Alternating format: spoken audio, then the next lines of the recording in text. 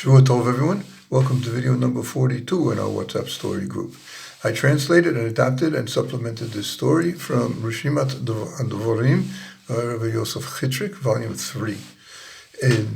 My translation first appeared in Far Chabad English magazine, now defunct, and I mailed it to my email story list 18 years ago. I included it in my first book, Saturday Night Full Moon, and recently I changed the title to be Between Purgatory and Reincarnation. The Tzemek Tzedek was the third Rebbe of Chabad. He was called so because that was the title of the collection of his voluminous writings. And by the way, Tzemek Tzedek is the gematria, the same numerical value as Menachem Mendel.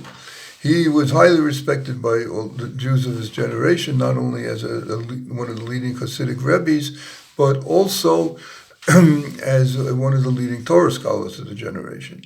He passed in 1866.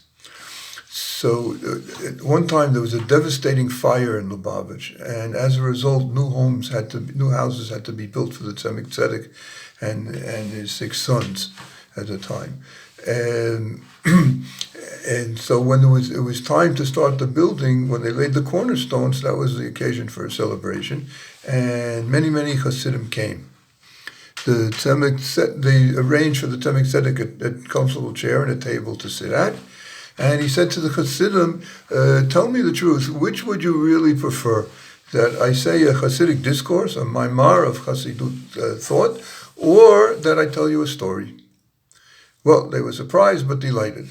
We'd rather hear the story because we merit quite often to hear Hasidic discourses from your holy mouth, but stories, that only rarely happens. So he acceded to their request and he told them the following. Yaakov Ish Tam was the name of a Jew who made his living by renting from the local poritz, the nobleman who owned all the local land, renting from him all his business and agricultural properties, and then subleasing them to various people, most of them Jews. One Jew who rented his property at the end of the year was not able to pay the rent for that year.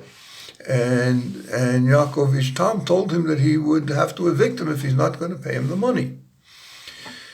Now, it so happened that both the renter and Yaakov Ish Tam were chasidim of the Rizhner Rebbe, that is Rabbi Yisrael of Rizhin, the great-grandson of the Maggid, who was so respected by all the other Rebbes and leaders of the generation that universally he was referred to as the Hailak of Rizhina, the holy Rizhner Rebbe.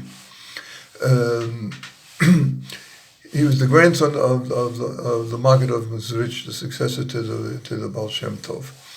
So, given that they were both his Chassidim, the renter went to him and pleaded with the Rebbe that he should somehow influence Yaakov Ish Tam, that he should wait another year, and at the end of the second year he would pay him the rent for both years. The Rizhner Rebbe did speak to Yaakov Ish Tam and was able to persuade him, and he agreed to wait for another year. But at the end of that year, the renter's situation wasn't any better than it was at the end of the previous year, other than that now he owed twice as much. So Yaakov Ish Tam informed him that he would have to evict him. So again, the renter went to the Rizhner Rebbe, and again the Rizhner Rebbe was able to persuade Yaakov Ish Tam to wait another year. But at the end of the third year, also the renter was still unable to pay.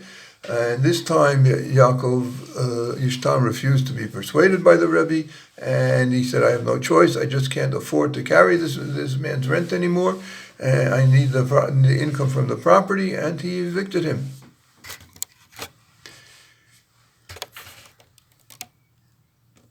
It was not long after that Yaakov Ish Tam passed away. His soul passed on to the world of truth. When his case came before the heavenly court, they examined and found that his record in the 613 mitzvot, both the positive and the negative, to do this and don't do that, was excellent. But there was one charge against him.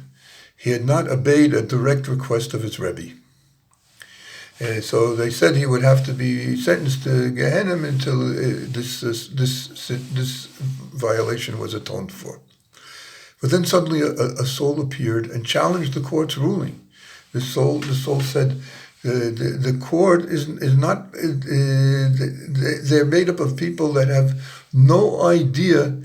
Either they don't remember, or they never had any contact to know how difficult it is in the flesh and blood world, financial affairs, and to make a living, and that Yaakov Ish Tam had held off on the rent for 3 years was an extraordinary thing and very rare. And to expect him to do it even more than that was much more than his strength could handle, and very unreasonable to expect. So then the Tzemek Tzedek concluded his story by saying the following. He said, I think Yaakov Ish Tam was innocent. What do all you think? And then the chasidim realized why the Rebbe was telling them this story. The heavenly court had agreed to refer the case to a judge and jury that's in this world. So, and immediately they all chimed out in unison, innocent, innocent.